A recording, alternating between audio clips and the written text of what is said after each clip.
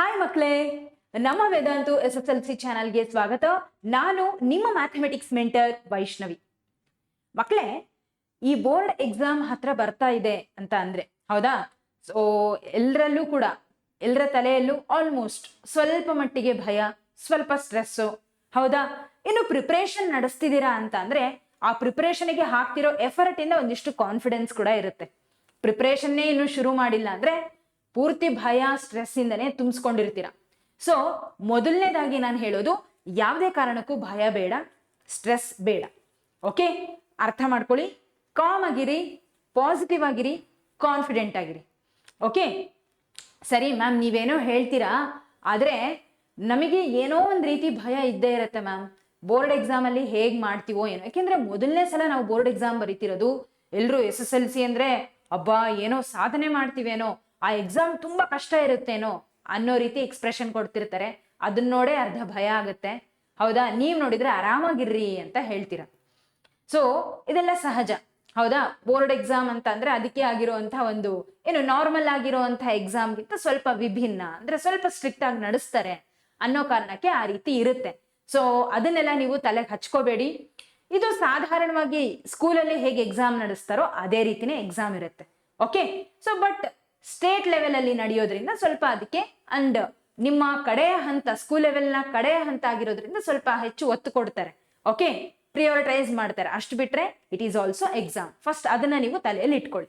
ಇನ್ನು ಈ board exam ಅಲ್ಲಿ ಒಳ್ಳೆ ಸ್ಕೋರ್ ಮಾಡೋದಕ್ಕೆ ಪ್ರಿಪ್ರೇಷನ್ ನಡೆಸಬೇಕು, ಅದ್ರ ಜೊತೆಗೆ ಸ್ಕೂಲಿಗೂ ಹೋಗ್ಬೇಕು ಸೈಮಲ್ಟೇನಿಯಸ್ ಆಗಿ. ಎರಡನ್ನೂ ಹೇಗಪ್ಪ ಮ್ಯಾನೇಜ್ ಮಾಡೋದು? ಸ್ಕೂಲಿಗೆ ಹೋಗ್ಲಿಕ್ಕೆ ಏನೋ ಇಷ್ಟ ಇದೆ, ಆದ್ರೆ ಸ್ಕೂಲಿಗೆ ಹೋಗಿ ಬರೋದ್ರಲ್ಲೇ ಟೈರ್ಡ್ ಆಗ್ಬಿಡ್ತೀವಿ. ಆಮೇಲೆ ಓದ್ಬೇಕು, ನಮ್ಮ ಗುರಿ ಇರೋದು ಬೋರ್ಡ್ ಎಕ್ಸಾಮ್ ಅಲ್ಲಿ ಒಳ್ಳೆ ಸ್ಕೋರ್ ತೆಗಿಯೋದು. ಹಾಗಿದ್ರೆ ಎರಡೂ ಕಡೆ ಮ್ಯಾನೇಜ್ ಹೇಗ್ ಮಾಡೋದಪ್ಪ ಅಂತ ನಿಮ್ ತಲೆಯಲ್ಲಿ ಇರುತ್ತೆ. ಹಾಗಿದ್ರೆ ಇವತ್ತು ಅದ್ರ ಬಗ್ಗೆ ಕೆಲವೊಂದಿಷ್ಟು ವಿಷಯಗಳನ್ನ ನಾವು ಡಿಸ್ಕಸ್ ಮಾಡೋಣ, ಕೆಲವೊಂದು ಟಿಪ್ಸ್ ಅಂತ ನೀವು ತಗೋಬಹುದು. Fine, all right. ಸೊ ಇಲ್ಲಿ ಮೊದಲನೇದಾಗಿ ನಾನು ಏನ್ ನಿಮಗೆ ಹೇಳೋದು ಅಂದ್ರೆ, we need to solve questions. ಈ ಬೋರ್ಡ್ ಎಕ್ಸಾಮ್ ಪ್ರಿಪರೇಷನ್ ಅನ್ನ ನಾವು ಮಾಡಬೇಕು ಅಂತ ಅಂದಾಗ ಸ್ಕೂಲಿಗೆ ಹೋಗ್ತೀರಾ ಬರ್ತೀರಾ, ದಟ್ ಈಸ್ ಸೆಕೆಂಡ್ರಿ. ಆದ್ರೆ ಸ್ಕೂಲಿಂದ ಬಂದ ಮೇಲೆ ಅಥವಾ ಸ್ಕೂಲಿಗೆ ಹೋಗೋದಕ್ಕಿಂತ ಮುಂಚೆ ಈ ಟೈಮ್ ಏನಿದೆಲ್ಲ ಇದನ್ನ ಕರೆಕ್ಟ್ ಆಗಿ ಯೂಸ್ ಮಾಡ್ಕೋಬೇಕು, ಹೌದಾ? ಸ್ಕೂಲಲ್ಲೂ ಕೂಡ ಇಷ್ಟು ದಿನ ಆಗಿದ್ದಾಯ್ತು, ಇನ್ನು ಮುಂದೆ ಸ್ಕೂಲಲ್ಲಿ ನಿಮಗೆ ಆಲ್ಮೋಸ್ಟ್ ಸಿಲೆಬಸ್ ಮುಗ್ದಿರಬಹುದು ಅಥವಾ ಪ್ರಿಪರೇಷನ್ ನಡೆಸ್ತಿರ್ಬೋದು. ಸ್ಕೂಲಲ್ಲೂ ಕೂಡ ಟೀಚರ್ಸ್ಗಳು ನಿಮಗೆ ಹೇಳ್ಕೊಡ್ತಿರ್ಬೋದು, ಹೌದಾ? ಎಕ್ಸಾಮಿಗೆ ಈ ರೀತಿ ಪ್ರಿಪೇರ್ ಆಗಿ ಅಂತ. ಆ ಗೈಡೆನ್ಸ್ ಗಳನ್ನ ಕರೆಕ್ಟ್ ಆಗಿ ಫಾಲೋ ಮಾಡ್ರಿ. ಹಾಗೆ ನೀವು ಪ್ರತಿನಿತ್ಯನೂ ಕೂಡ ಕ್ವೆಶನ್ಸ್ ಗಳನ್ನ ಸಾಲ್ವ್ ಮಾಡ್ತಾ ಹೋಗಿ. ನೋಡಿ, ಯಾಕೆ ಕ್ವೆಶನ್ಸ್ ಗಳನ್ನ ಸಾಲ್ವ್ ಮಾಡ್ಬೇಕು ಅಂದ್ರೆ, ರೀಡಿಂಗ್ ಟೆಕ್ಸ್ಟ್ ಬುಕ್ ಏನಿದೆ ಅಲ್ಲ, ಅದು ಜಸ್ಟ್ 10% ಅಷ್ಟು ಅಷ್ಟೇ. ಯಾಕೆ 10% ಯಾಕೆ ಅಂದ್ರೆ ಅದರಿಂದ ನಾಲೆಡ್ಜ್ ಬರುತ್ತೆ. ಆದ್ರೆ ಬಂದಿರೋ ನಾಲೆಡ್ಜ್ ಏನಿದೆ ಅಲ್ಲ, ಅದನ್ನ ಸರಿಯಾಗಿ ನಾವು ಉಪಯೋಗ ಮಾಡ್ತಿದೀವೋ ಇಲ್ವೋ ಅನ್ನೋದು ಗೊತ್ತಾಗೋದು ಯಾವಾಗ ಗೊತ್ತಾ? ಕ್ವೆಶನ್ಸ್ ಗಳನ್ನ ಸಾಲ್ವ್ ಮಾಡಿದಾಗ. ಸೊ ಹಾಗಿದ್ರೆ ನಮ್ಮ ಬೋರ್ಡ್ ಎಕ್ಸಾಮ್ ಅಲ್ಲಿ ಒಳ್ಳೆ ಸ್ಕೋರ್ ಮಾಡೋದಕ್ಕೆ ಯಾವುದು ಹೆಚ್ಚು ನಿಮಗೆ ಹೆಲ್ಪ್ ಮಾಡೋದು ಅಂದ್ರೆ ಸಾಲ್ವಿಂಗ್ ಕ್ವೆಶನ್ಸ್ ಓನ್ಲಿ. ಇದು 90% ಲರ್ನಿಂಗಿಗೆ ಈಕ್ವಲ್ ಅಂತ. ಓಕೆ, ಟೆಕ್ಸ್ಟ್ ಬುಕ್ ಅಲ್ಲಿ ಎಲ್ಲ ಕಂಟೆಂಟು ಇರುತ್ತೆ, ಆದ್ರೆ ಯಾವುದು ಎಕ್ಸಾಮಿಗೆ ಬೇಕೋ ಯಾವುದು ಬೇಡ ಅನ್ನೋದು ತುಂಬಾ ಇಂಪಾರ್ಟೆಂಟ್, ಹೌದಾ? ಎಕ್ಸಾಮಿಗೆ ಏನು ಓದ್ಬೇಕು ಅನ್ನೋದು ಎಷ್ಟು ಇಂಪಾರ್ಟೆಂಟು, ಏನು ಬೇಡ ಅನ್ನೋದು ಅಷ್ಟೇ ಇಂಪಾರ್ಟೆಂಟ್. ಸೊ ಅದು ಟೈಮನ್ನ ಉಳಿಸುತ್ತೆ. ಏನು ಓದಬಾರ್ದು, ಯಾವುದು ನಡೆಯುತ್ತೆ, ಓಕೆ ತಿಳ್ಕೊಂಡಿರ್ಬೇಕಷ್ಟೇ, ಜಾಸ್ತಿ ಅದನ್ನ ಪ್ರಿಯಾರಿಟಿ ಕೊಡೋ ಅಗತ್ಯ ಇಲ್ಲ ಅಂತ ನಮಗೆ ಗೊತ್ತಿರಬೇಕು. ಸೊ ಹಾಗಿದ್ರೆ ಈ ಕ್ವೆಶನ್ಗಳು ನಮಗೆ ಹೇಳ್ಕೊಡ್ತವೆ.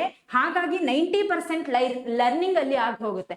ಯಾವ ರೀತಿ ಕ್ವೆಶನ್ಸ್ ಬರುತ್ತೆ, ಯಾವ್ದು ಅತಿ ಹೆಚ್ಚು ರಿಪೀಟ್ ಆಗಿದೆ ಅನ್ನೋದು question solving the most important ಆಗಿರುವಂಥದ್ದು ಪ್ರೀವಿಯಸ್ ಇಯರ್ ಕ್ವೆಶನ್ ಪೇಪರ್ಗಳಿಂದ ನಿಮಗೆ ಗೊತ್ತಾಗುತ್ತೆ. Are you getting this? ಪ್ರತಿನಿತ್ಯನೂ ಕೂಡ ಕ್ವೆಶನ್ಗಳನ್ನ ಸಾಲ್ವ್ ಮಾಡ್ತಾ ಹೋಗಿ. ಆಲ್ ರೈಟ್, ಅದೇ ನಿಮಗೆ ಅರ್ಧ ಧೈರ್ಯ ಕೊಡುತ್ತೆ. ಅರ್ಧ ಏನು, ಅರ್ಧಕ್ಕಿಂತ ಹೆಚ್ಚಿಗೆ ಧೈರ್ಯ ನಿಮಗೆ ಬಂದ್ಬಿಡತ್ತೆ. Are you getting this? ಪ್ರತಿನಿತ್ಯನೂ ಕೂಡ ಬರೀ ಓದದೆ ಕ್ವೆಶನ್ಸ್ ಗಳನ್ನ ರೆಗ್ಯುಲರ್ ಆಗಿ ಸಾಲ್ವ್ ಮಾಡ್ತಾ ಹೋಗಿ, ಇವತ್ತಿಂದನೇ. ಆಲ್ ರೈಟ್, ಸರಿ. ಸೊ ಇದು ಯಾವಾಗ? ಸ್ಕೂಲಿಂದ ಬಂದ ಮೇಲೆ, ಸ್ಕೂಲಿಗೆ ಹೋಗೋದಕ್ಕಿಂತ ಮುಂಚೆ. ಅಂದ್ರೆ ಬೆಳಗಿನ ಜಾವದಲ್ಲಿ ನೀವು ಓದೋರಾದ್ರೆ ಬೆಳಗ್ಗೆ ಹೊತ್ತು ಕೂಡ ಇಷ್ಟು ಟೈಮನ್ನ ಓದ್ಲಿಕ್ಕೆ ಅಂತ ಇಡ್ರಿ. ಆವಾಗ ನೀವು ಕ್ವೆಶನ್ಸ್ ಗಳನ್ನ ಸಾಲ್ವ್ ಮಾಡಿ. ಸಂಜೆನೂ ಅಷ್ಟೇ, ಬಂದ ಮೇಲೆ ಸ್ವಲ್ಪ ಹೊತ್ತು ಓದ್ರಿ. ಏನು ಹೊಸದಾಗಿ ಅಂದ್ರೆ ಸ್ವಲ್ಪ ಹಾರ್ಡ್ ಅನ್ಸುವಂತಹ ಟಾಪಿಕ್ಗಳನ್ನ ನೀವು ಓದ್ಬೇಕಾಗತ್ತೆ, ಓದ್ರಿ. ಬಟ್ ಓದಿದ ಮೇಲೆ ನೀವೇನು ಓದಿರ್ತೀರಾ ಅದ್ರ ಮೇಲೆ ಕ್ವಶನ್ಸ್ಗಳನ್ನ ಸಾಲ್ವ್ ಮಾಡೋದು ಬಹಳ ಮುಖ್ಯ. ಆ ಪರ್ಟಿಕ್ಯುಲರ್ ಟಾಪಿಕ್ನ ಮೇಲೆ ಪ್ರೀವಿಯಸ್ ಇಯರ್ ಕ್ವಶನ್ ಪೇಪರ್ಗಳಲ್ಲಿ ಇದ್ದಂತಹ ಕ್ವಶನ್ಸ್ಗಳನ್ನ ಸಾಲ್ವ್ ಮಾಡ್ತಾ ಹೋಗಿ. All right. ಇನ್ನು next don't chase all notes. ನೋಡಿ ಇದು ತುಂಬಾನೇ ಇಂಪಾರ್ಟೆಂಟ್. ಒಂದು 10 ಟೆಕ್ಸ್ಟ್ ಬುಕ್ಗಳನ್ನ, 10 ರೆಫರೆನ್ಸ್ ಬುಕ್ಗಳನ್ನ, 10 ಕ್ವಶನ್ ಬ್ಯಾಂಕ್ಗಳನ್ನ ಇಟ್ಕೊಳ್ಳೋದ್ರ ಬದಲು ಯಾವ್ದಾದ್ರೂ ಒಂದನ್ನ ಕರೆಕ್ಟ್ ಆಗಿ ಫಾಲೋ ಮಾಡಿ. And first and foremost thing is NCERT. ಅದನ್ನ ಬಿಟ್ಟು ಬೇರೆ ಏನೋ ನೀವು ಮುಂದೆ ಹೋಗ್ಲಿಕ್ಕೆ ಆಗದೇ ಇಲ್ಲ.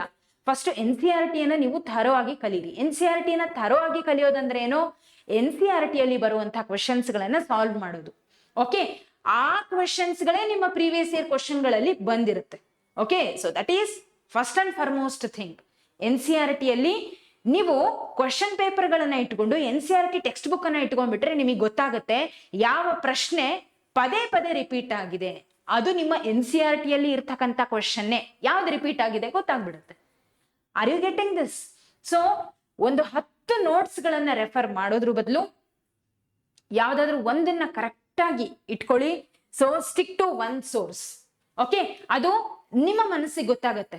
ನಿಮ್ಮ ಸ್ಕೂಲಲ್ಲಿ ಟೀಚರ್ ಹೇಳ್ಕೊಡುವಂತ ಪಾಠ ಅರ್ಥ ಆಗಿದ್ದು ಅವ್ರು ಕೊಡೋ ನೋಟ್ಸ್ ಕ್ಲಿಯರ್ ಆಗಿದೆ ಅಂತ ಅಂದ್ರೆ you can follow it. Most probably ಎಲ್ಲ ಟೀಚರ್ಸು ಹೇಳ್ಕೊಟ್ಟಿರ್ತಾರೆ, ಹೌದಾ? ಒಂದು ವೇಳೆ ನಿಮಗೆ ಕನ್ವೀನಿಯನ್ಸ್ ಅನ್ಸ್ತಿಲ್ಲ, ಅವ್ರು ಹೇಳ್ಕೊಟ್ಟಿದ್ದು ಎಲ್ಲೋ ಅರ್ಥ ಆಗ್ತಿಲ್ಲ ಅಂದ್ರೆ ಸಾಕಷ್ಟು ರಿಸೋರ್ಸಸ್ಗಳು ಸಿಗುತ್ತೆ, ಹೌದಾ? ಸೊ ನೀವು ಯಾವ್ದು ನಿಮಗೆ ಕನ್ವೀನಿಯಂಟ್ ಅಂತ ಅನ್ಸುತ್ತೋ, ಯಾವ್ದು ಕ್ಲಿಯರ್ ಆಗಿ ಅರ್ಥ ಆಗುತ್ತೋ ಅಂತ ನೋಟ್ಸ್ ಅನ್ನ ನೀವು ಫಾಲೋ ಮಾಡಿ. ಒಂದನ್ನೇ ಫಾಲೋ ಮಾಡಿ. 1000 ನೋಟ್ಸ್ಗಳನ್ನ ತಗೊಂಡು ಕನ್ಫ್ಯೂಸ್ ಆಗಿ ಬೇಡ. ಓಕೆ, ಹಂಗಂತ ಹೇಳಿ ಸ್ಕೂಲಲ್ಲಿ ಕೊಟ್ಟಿರುವಂತಹ ನೋಟ್ಸ್ ಅನ್ನ ನೆಗ್ಲೆಕ್ಟ್ ಮಾಡಬೇಡಿ. That is gold. ಯಾಕೆ ಅಂತೀರಾ? ವೈ ಮೀನ್ಸ್ ಅದು ನೀವು ಏನನ್ನ ಹೈಲೈಟ್ ಮಾಡಬೇಕು ಅನ್ನೋದನ್ನ ಹೇಳ್ಕೊಡುತ್ತೆ. ನಿಮಗೆ ಪಾಠ ಮಾಡ್ಬೇಕಾದ್ರೆ ಸ್ಕೂಲಲ್ಲಿ ಟೀಚರ್ಸ್ ಹೇಳಿರ್ತಾರೆ ಇಂಥ ಡೆಫಿನೇಷನ್ ಹೈಲೈಟ್ ಮಾಡ್ಕೊಳ್ಳಿ, ತುಂಬಾ ಇಂಪಾರ್ಟೆಂಟ್, ಹೌದಾ? ಹಾಗೆ ಫಾರ್ಮುಲಾಸ್ಗಳನ್ನ ಕೂಡ ಬರ್ಸಿರ್ತಾರೆ. ನೀವು ನೋಟ್ಸ್ ಅನ್ನ ತಗೊಂಡಿರ್ತೀರಾ, ಸ್ಕೂಲಲ್ಲಿ ಬರ್ಸಿರ್ತಾರಲ್ವಾ? ಸೊ ಅದೆಲ್ಲ ಏನ್ ಮಾಡುತ್ತೆ, ಲಾಸ್ಟ್ ಮಿನಿಟ್ ರಿವಿಷನ್ಗೆ ತುಂಬಾನೇ ಹೆಲ್ಪ್ ಮಾಡುತ್ತೆ. ಎಕ್ಸಾಮ್ ಮುಂದೆ ನೀವು ಒಂದ್ಸಲ ಕಣ್ಣಾಡ್ಸ್ಕೊಂತ ಹೋಗ್ಲಿಕ್ಕೆ, ಪ್ರತಿನಿತ್ಯ ಒಮ್ಮೆ ಅದನ್ನ ರಿವೈಸ್ ಮಾಡ್ಲಿಕ್ಕೆ, ಲಾಸ್ಟ್ ಮಿನಿಟ್ ರಿವಿಷನ್ಗಂತೂ ತುಂಬಾನೇ ಹೆಲ್ಪ್ಫುಲ್ ಅದು. ಸೊ ಯಾವ್ದನ್ನು ನೀವು ನೆಗ್ಲೆಕ್ಟ್ ಮಾಡಬೇಡಿ, ಸ್ಕೂಲಲ್ಲಿ ಕೊಟ್ಟಿರೋದನ್ನ ನೆಗ್ಲೆಕ್ಟ್ ಮಾಡಬೇಡಿ. ಬಾಕಿ ರಿಸೋರ್ಸ್ಗಳು ಹೆಲ್ಪ್ ಮಾಡ್ತಿದೆ ಅಂದ್ರೆ ಅದರಿಂದ ತಗೊಳ್ಳಿ. I am not telling you to neglect it. Okay, ಅದನ್ನ ಆರ್ ಟು ಪ್ರಿವೆಂಟ್ ಇಟ್, ಅದನ್ನ ದೂರನೇ ಇಟ್ಬಿಡ್ರಿ, ಅದ್ರ ಹತ್ರ ಹೋಗ್ಬೇಡ್ರಿ ಅಲ್ಲ. ಆದ್ರೆ ರೆಫರೆನ್ಸ್ಗೆ ಬೇಕಿದ್ರೆ ತಗೊಳ್ಳಿ, but stick to one notes. Okay, ಅರ್ಥ ಆಗ್ತಿದೆ ಅಲ್ವಾ? ಅರ್ಥ ಆಗದೆ ಇದ್ದಾಗ, ಕಾನ್ಸೆಪ್ಟ್ ಅರ್ಥ ಆಗದೆ ಇದ್ದಾಗ ನೀವು ಬೇರೆ ನೋಟ್ಸ್ಗಳ ರೆಫರೆನ್ಸ್ ಅನ್ನ ತಗೊಂಡು ಅರ್ಥ ಮಾಡ್ಕೊಳ್ಳಿ. ಅರ್ಥ ಆಗ್ತಿದೆನಾ? ಆದ್ರೆ ಅರ್ಥ ಆಗಿರೋ ಒಂದು ನೋಟ್ಸ್ ನಿಮ್ ಹತ್ರ ಇದೆ ಅಂದ್ರೆ ಅದನ್ನೇ ಫಾಲೋ ಮಾಡಿ. ಇದು ಅರ್ಥ ಆಗಿದೆ, ಚೆನ್ನಾಗಿದೆ ಅಂತ ಗೊತ್ತಿದ್ರು ಮತ್ತೆ ಒಂದು 10 ನೋಟ್ಸ್ ನ ಹುಡ್ಕೊಂತ ಹೋಗ್ಬೇಡಿ. Are you getting this? ಯಾವ್ದು ಕ್ಲಿಯರ್ ಅನ್ಸುತ್ತೋ, ಯಾವ್ದು ನೀಟಾಗಿ ಅರ್ಥ ಆಗುತ್ತೋ, ಅದ್ ಯಾವ್ದೇ ನೋಟ್ಸ್ ಆಗಿರ್ಲಿ ಅದನ್ನೇ ನೀವು ಫಾಲೋ ಮಾಡ್ತಾ ಹೋಗಿ. ಓಕೆ, ಸ್ಕೂಲಲ್ಲಿ ಕೊಟ್ಟಿರೋ ನೋಟ್ಸ್ ಎಲ್ಲ ಕ್ಲಿಯರ್ ಆಗಿದೆ, ಎಲ್ಲ ನಮಗೆ ಅರ್ಥ ಆಗುತ್ತೆ, ಫಾಲೋ ಇಟ್. ಓಕೆ, ಒಂದ್ ವೇಳೆ ಅಲ್ಲಿ ಯಾವ್ದಾದ್ರು ಸಬ್ಜೆಕ್ಟ್ ಸ್ವಲ್ಪ ಹೆಚ್ಚು ಕಡಿಮೆ ಇದೆ, ಅರ್ಥ ಆಗ್ತಿಲ್ಲ ಅಂದಾಗ ಹೊರಗಡೆ ರಿಸೋರ್ಸ್ ಅನ್ನ ನೀವು ನೋಡಿ. ಅರ್ಥ ಆಗ್ತಿದೆ ಅಲ್ಲ? Are you getting? ಫೈನ್. ಇನ್ನು ನೆಕ್ಸ್ಟ್, ನೀವು you should learn in cycle. Cycle ಅಂದ್ರೆ ಏನು? ಸೈಕಲ್ ಹೊಡ್ಕೊಂಡು ಓದ್ಕೋಬೇಕು ಅಂತಾನ? ಹಂಗಲ್ಲ. ಮತ್ತೆ ಸೈಕಲ್ ತಗೊಂಡು ಹೋಗಿಗಿರಿ, ಹಂಗಲ್ಲ. ಸೊ ಫಸ್ಟ್ ಏನ್ ಮಾಡ್ಬೇಕು? ಓದ್ಬೇಕು. ಓದಿದ್ದನ್ನ ಪ್ರಾಕ್ಟೀಸ್ ಮಾಡ್ಬೇಕು, ಹೌದಾ? ಸೊ ಪ್ರಾಕ್ಟೀಸ್ ಮಾಡಿದ್ಮೇಲೆ ಟೆಸ್ಟ್ ತಗೋಬೇಕು.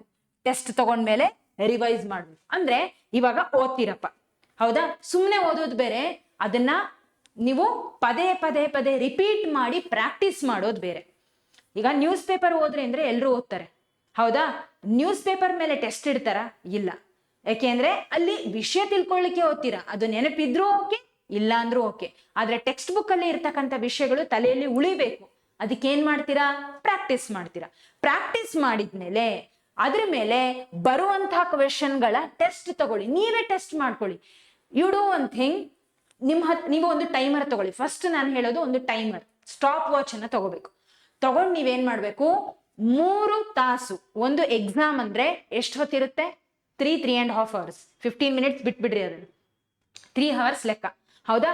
ಸೊ ಪ್ರತಿಯೊಂದು ಎಕ್ಸಾಮ್ 3 hours ಇರುತ್ತೆ ಅಂದ್ರೆ ನೀವು ಒಂದು ಕ್ವಶನ್ ಪೇಪರ್ ಅನ್ನ ಸಾಲ್ವ್ ಮಾಡೋದಕ್ಕೆ 3 ತಾಸನ್ನ ಟೈಮರ್ ಸೆಟ್ ಮಾಡಿಬಿಟ್ಟು ಅದೇ ರೀತಿ ಕ್ವೆಶನ್ಸ್ ಗಳನ್ನ ಸಾಲ್ವ್ ಮಾಡ್ತಾ ಹೋಗಿ.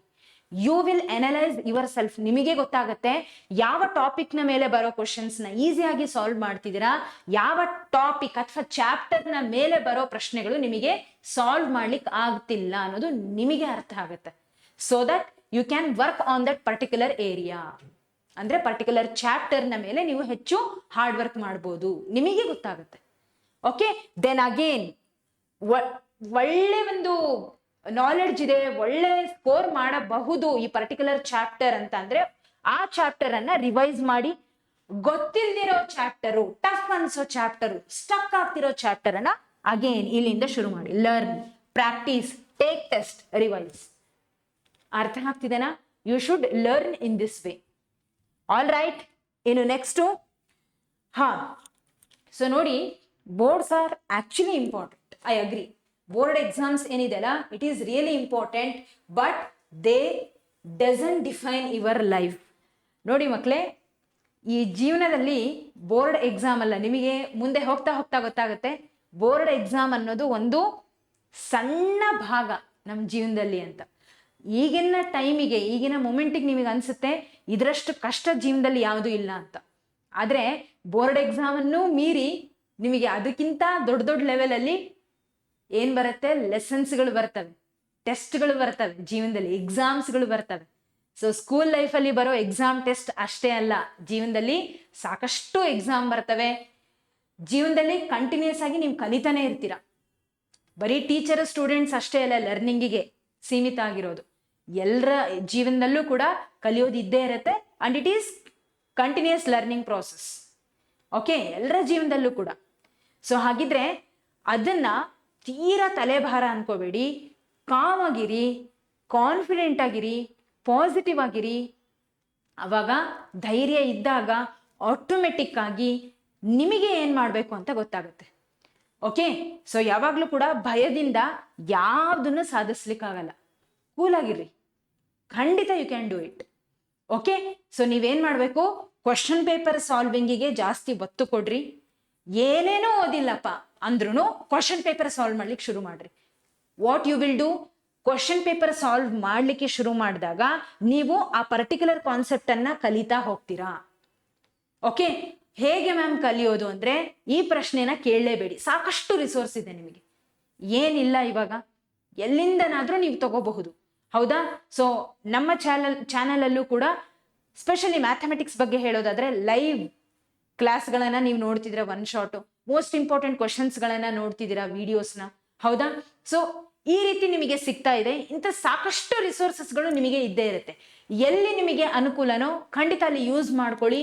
Make use of it. ನಿಮ್ಮ ಗುರಿ ಏನಾಗಿರ್ಬೇಕು, ಫೈನಲ್ ಆಗಿ ಒಳ್ಳೆ ಸ್ಕೋರ್ ಮಾಡೋದು. ಓಕೆ, ಅದಕ್ಕೆ ಏನೇನು ಎಫರ್ಟ್ ಬೇಕೋ ಅದನ್ನ ಇವಾಗ್ಲಿಂದನೇ ಹಾಕಿ. ಟೈಮ್ ಇನ್ನೂ ಮೀರಿಲ್ಲ. ನೀವು ಲಾಸ್ಟ್ ಮಿನಿಟ್ ತನಕನೂ ಕೂಡ you should not give up. ಖಂಡಿತ ಆಗುತ್ತೆ. Everything will be all right and you are giving your best. Trust me. Okay, so ಇಷ್ಟು ಹೇಳ್ತಾ ಬೋರ್ಡ್ ಎಕ್ಸಾಮಿಗೆ ಹೆದರೋ ಅಗತ್ಯ ಇಲ್ಲ. ಪ್ರಿಪರೇಷನ್ ಎಫರ್ಟ್ ಕಂಟಿನ್ಯೂಸ್ ಆಗಿ ಇದ್ರೆ ಸಾಕು, ಕನ್ಸಿಸ್ಟೆಂಟ್ ಆಗಿ ಇದ್ರೆ ಸಾಕು. ಇವಾಗ ಏನು ಪ್ರಿಪರೇಷನ್ ಶುರು ಮಾಡ್ತಿರೋ ಅದು ಕಡೆ ಹಂತ ತನಕ, ಎಕ್ಸಾಮ್ ಮುಗಿಯೋ ತನಕ ಹಾಗೆ ಇಟ್ಕೊಳ್ಳಿ. ಡನ್? Is this clear?